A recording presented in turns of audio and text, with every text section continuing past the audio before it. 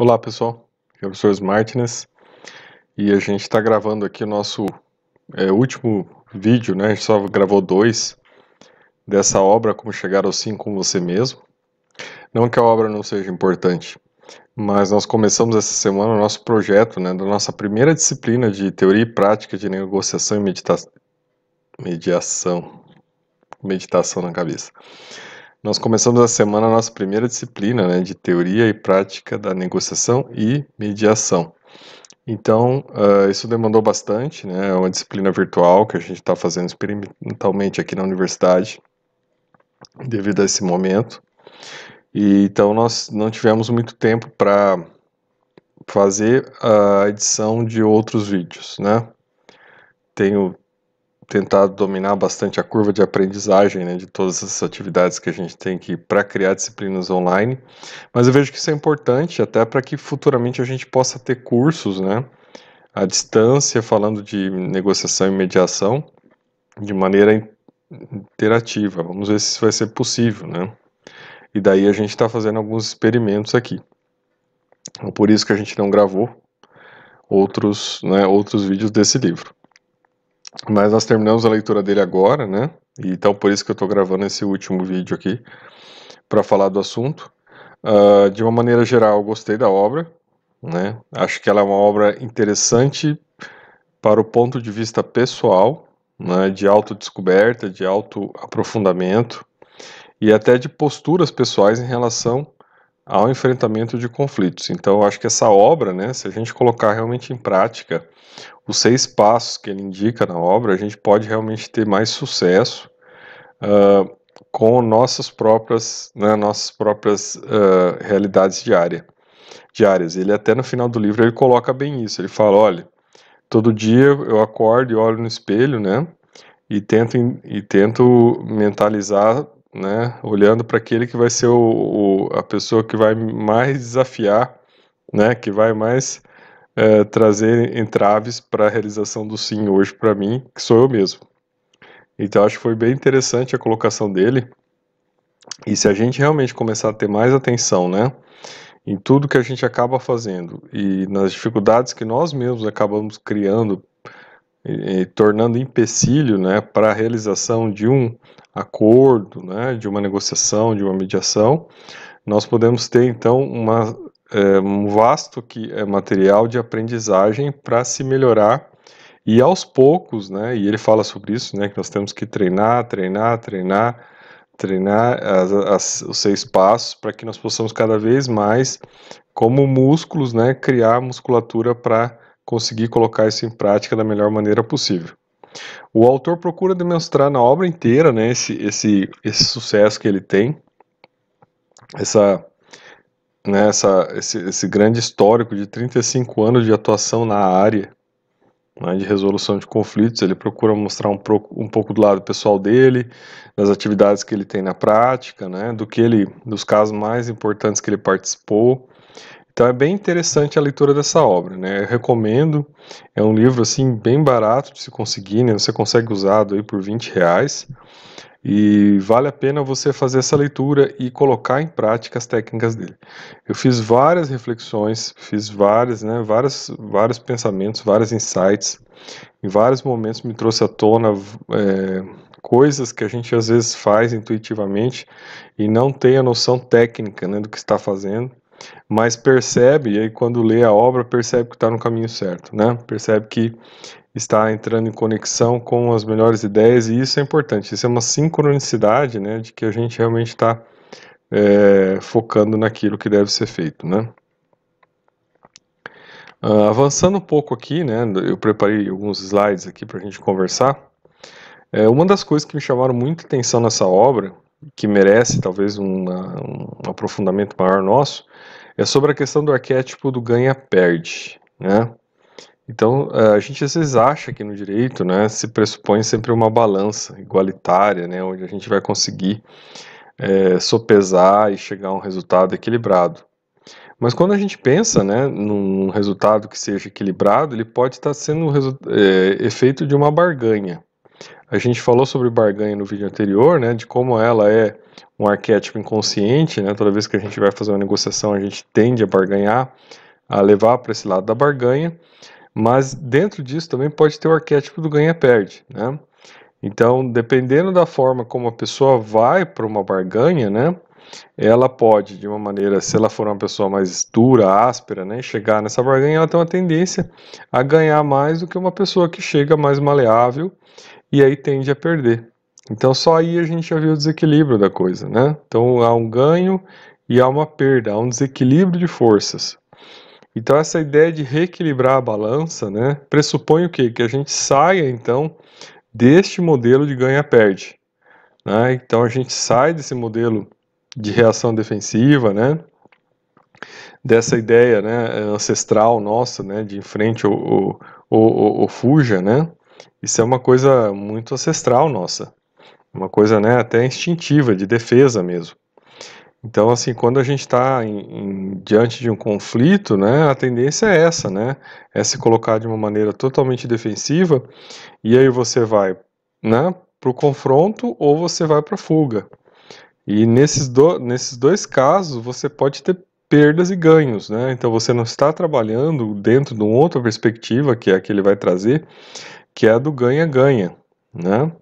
Na verdade, ele até tenta avançar um pouco. O ganha-ganha é a técnica proposta no projeto Harvard, né? Que é onde todos ganham, né? As duas partes ganham. Se constrói e se busca construir um acordo para que as duas partes envolvidas ganhem. Aqui neste caso, ele tenta colocar um ganha mais, né? Então ganha você, ganha o outro e ganha também todos os outros que estão envolvidos nesse processo, né? De alguma maneira, indiretamente estão envolvidos e também acabam ganhando com isso. Então aí a gente vê que tem, né, uma extrapolação, né?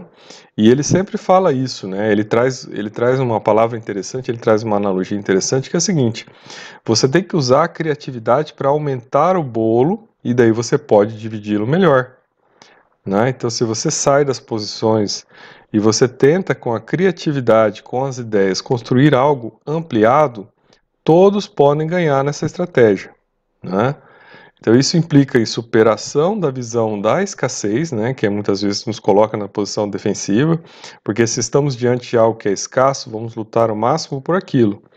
Mas se estamos diante de algo, né, que é mais abundante ou que criativamente ele pode estar sendo ampliado, aí nós saímos da escassez, saímos da defensividade e passamos a colaborar, a cooperar uns com os outros para a resolução do conflito e a chegar a uma solução que seja melhor para todos. Então nós deixamos a visão da dominação e da exclusão, né? E passamos para uma visão da inclusão e da cooperação, que é uma das coisas talvez mais importantes de lição que se tem aqui quando a gente tenta sair do arquétipo do ganha-perde, né? E ele na conclusão do livro fala sobre isso, né? A minha missão sempre foi tentar buscar a solução dos conflitos, trazer um ganho para as pessoas, trazer paz. Então é uma visão bem dirigida a isso. E aí a gente tem que entender então que há uma necessidade da gente sair do ganha-perde, né? E quando a gente olha para o processo judicial, quando a gente olha para tudo isso que a gente acaba percebendo da estruturação da própria, né, consecução do que é a justiça, né, no Brasil, a gente acaba estando limitado a essa visão de uma sentença que por vezes, né, acaba aplicando só um direito técnico e que não leva em consideração realmente os interesses, as necessidades que estão envolvidas naquele processo. Continuando, né, uma das coisas que ele traz aqui, que eu achei bem interessante, né, é se um mediador deve ser neutro, né, em todas as situações. Quando a gente vai analisar, né, a obra, e aqui talvez um ponto de vista mais crítico dessa obra, né, a gente vê a tendência ideológica dos exemplos até que ele traz, tá? Ele tem uma tendência ideológica demarcada, ele tem algumas posições, mas ele coloca em questão, né, algumas observações, e daí a gente como leitor e crítico e tentando buscar o melhor, né, e sempre tentando ver as coisas pelos seus lados, né, técnicos, a gente acaba vendo ali que tem um posicionamento. E uma das coisas que talvez quando a gente pega ali mais a situação, né? Como mediar um conflito envolvendo questões onde esteja ausente a questão ética, né? Digo isso principalmente quando você está fazendo uma mediação e uma das partes, né, que sabe também jogar o jogo da negociação, que sabe jogar com as ferramentas da negociação, né? Ela tenta manipular o jogo para obter vantagens indevidas utilizando das técnicas para isso. Então essa é uma das questões que fica, né? Que fica muito latente aí, né? Porque há um momento que ele fala sobre isso, né? Tem uma das partes finais do livro, quando ele fala de ser doador, né? Sempre doar, ser generoso.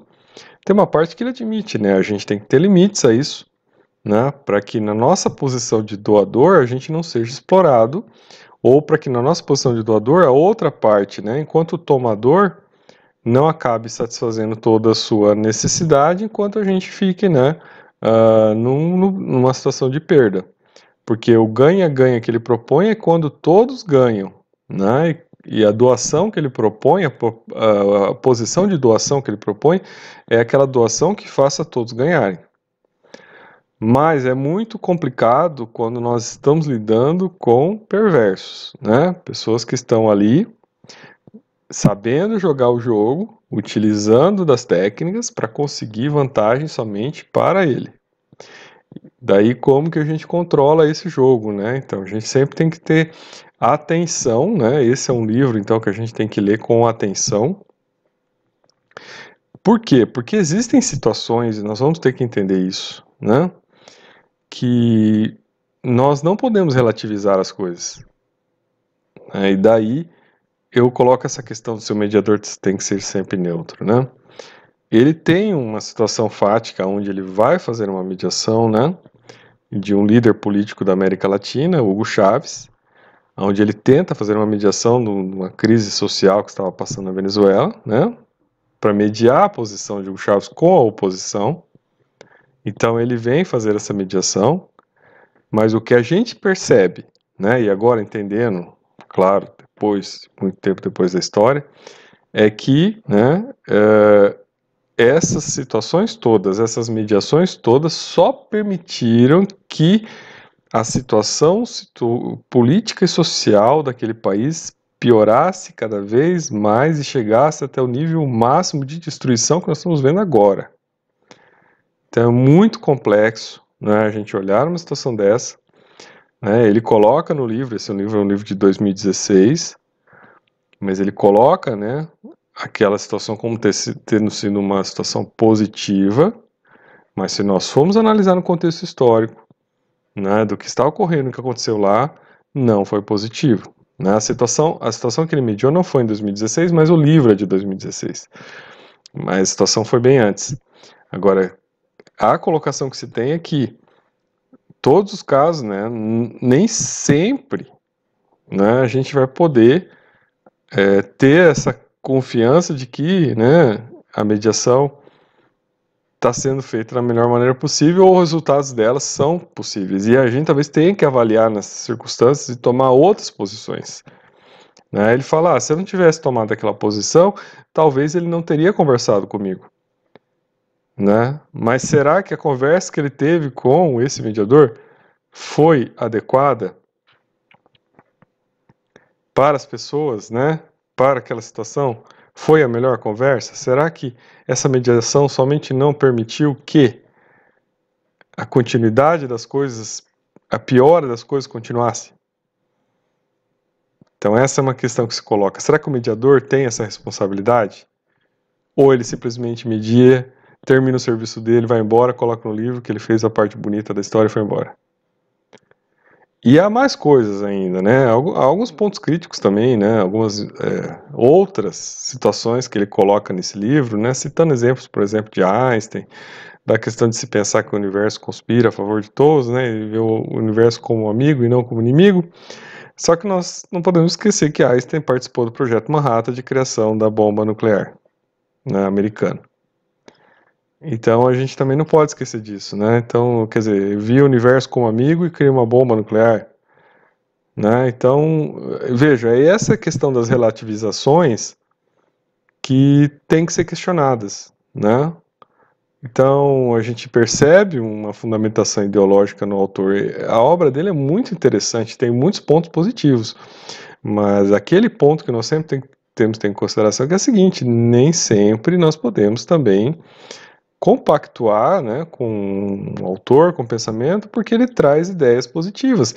Nos pontos falhos que ele apresenta, nós somos obrigados a nos manifestar, né, no sentido de que ali não está correto, né? Então, quer dizer, usar um marco teórico, Einstein, com todos os seus, né, todas as suas contribuições para a humanidade, ok, mas enquanto, né,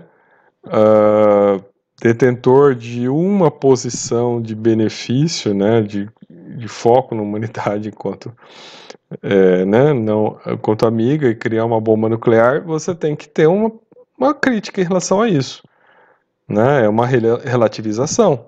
O que ele fez ali é uma relativização, né? Então isso tem que ser claro.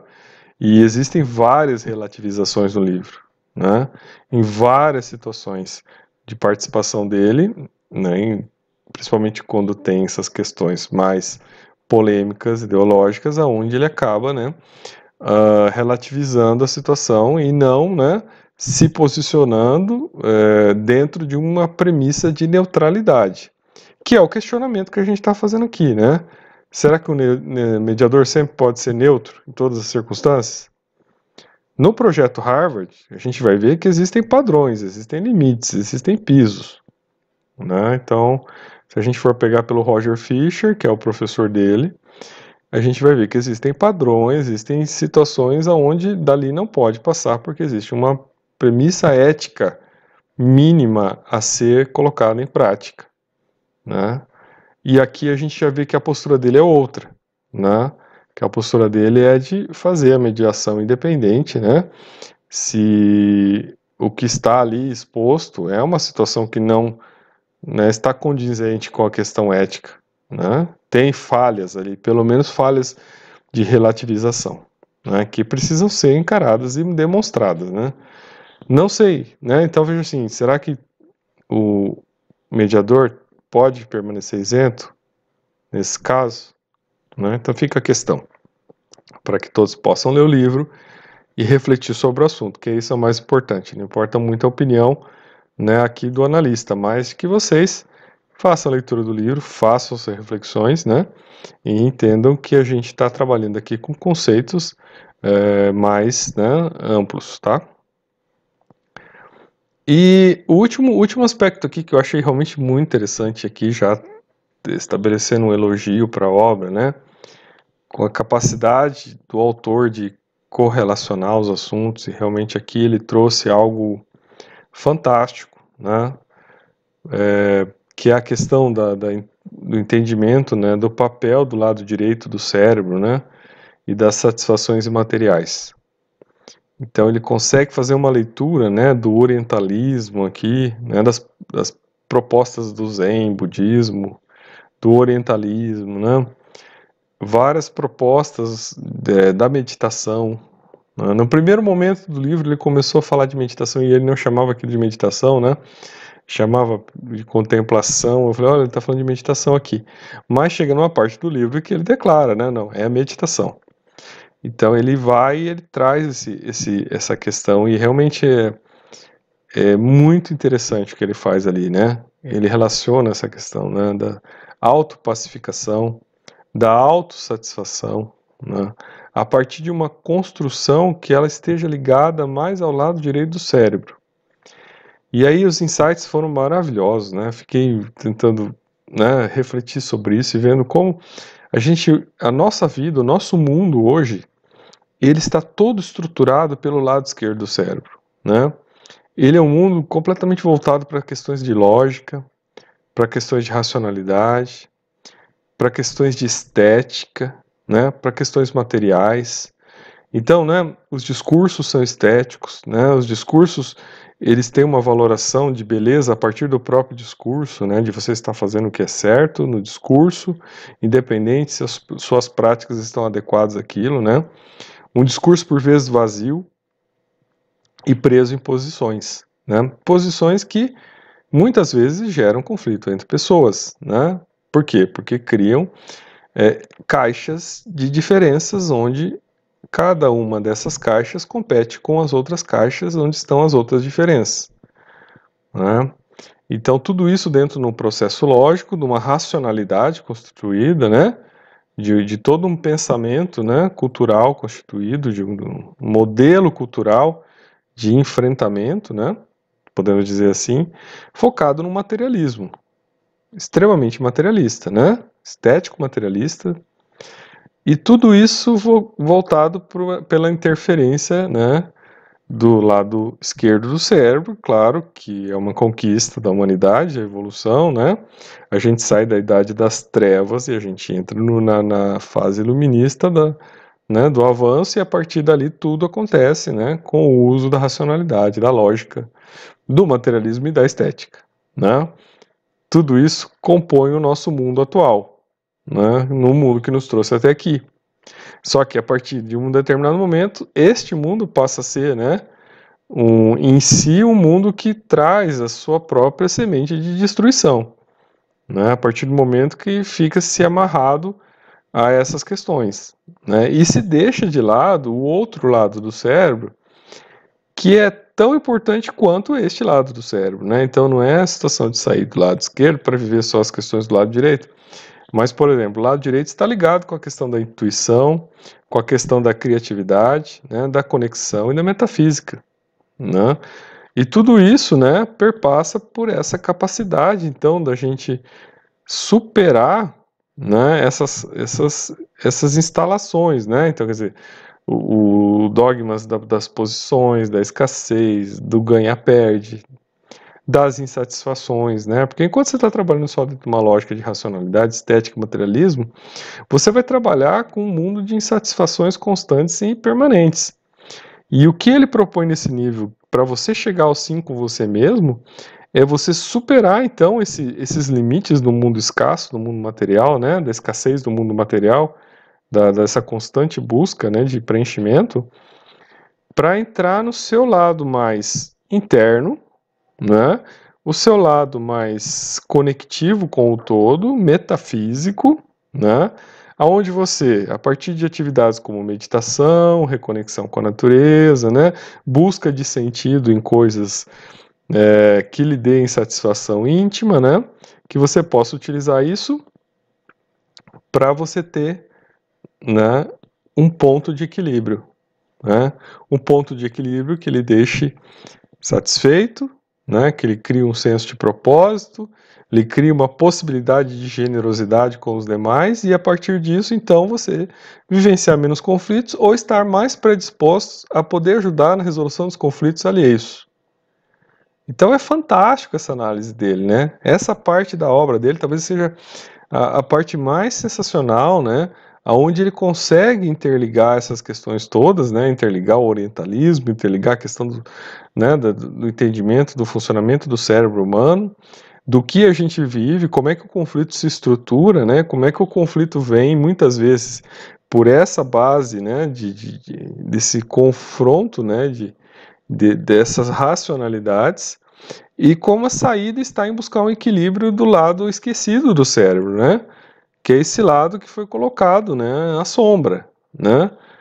Como se coisas como intuição, criatividade, conexão e metafísica fossem coisas secundárias, né, na vida humana, e na verdade não são, porque esse retorno ao ser, né, ao seu ser interno, né, é o que vai te permitir construir a sua satisfação, né, a tua mudança de perspectiva, né, em relação ao mundo, a seus desejos, às suas necessidades, e daí você poder ter um equilíbrio maior, estar com um senso de encontrar um senso de propósito para sua vida, né, que é a busca de sentido, e construir generosidade com as demais pessoas.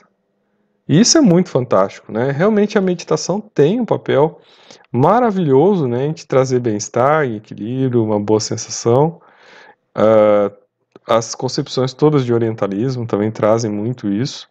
E tudo isso realmente está ligado a essa necessidade de recentralizar, né, a nossa percepção, né, da a nosso próprio processo cognitivo, né, buscando um equilíbrio perdido, né, que agora precisa ser reencontrado quando a gente começa a falar mais, né, de resolução pacífica de conflitos, de comunicação não violenta, né, de outras situações que requerem, primeiramente, que a gente faça o nosso trabalho de casa, né, que nós estejamos bem para que, né, possamos ajudar mais, né, não nos envolver tanto em conflitos, fazer uma profilaxia nossa e estejamos mais inteiros, né, para a interação social e para colaborar para a melhoria, né, do conjunto das pessoas. E ele até cita, né, que quando ele tinha, né, o objetivo dele, do Roger Fisher, no projeto Harvard, né, foi de construir um mundo mais pacífico. Esta obra realmente é um passo para isso, e eu gostaria muito de recomendar que você lesse com carinho essa obra. Então, sou o professor Martins, e até o nosso próximo encontro.